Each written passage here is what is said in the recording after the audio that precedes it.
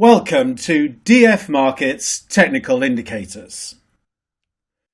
Using technical indicators is one of the most popular and effective ways of analysing and trading the Forex markets. However, with so many indicators out there, it can be a difficult task figuring out what all these different indicators do and which ones are best to focus on. While there are many customised and bespoke indicators out there are a range of traditional technical indicators that have always been used by traders. Indicators can be broadly categorized in two different groups: trend direction and momentum. Trend direction indicators are used to help traders understand which direction the market is moving in and whether traders should be looking to take long or short trades. The most important indicators in this category are moving averages, MACD, and the Ichimoku Cloud. Moving averages are used as a simple pivot in the market to give traders a line in the sand. If price is below the moving average, trend is classed as bearish and traders should look for short trades. If price is above the moving average, trend is classed as bullish and traders should look for long trades. The moving average convergence divergence indicator is a fantastic tool for gauging trend direction based on measuring the relationship between a short-term moving average and a long-term moving average.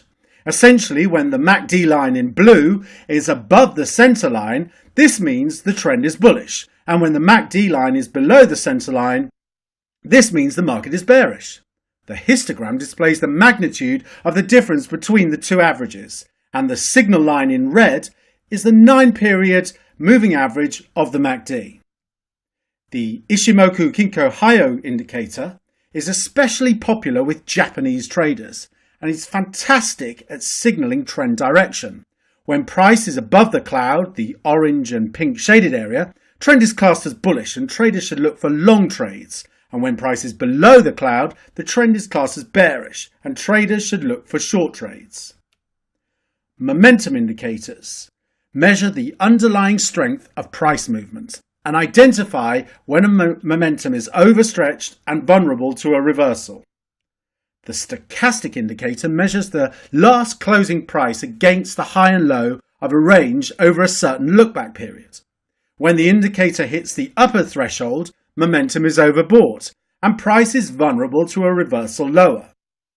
When the indicator hits the lower threshold, momentum is classed as oversold and price is vulnerable to a reversal higher.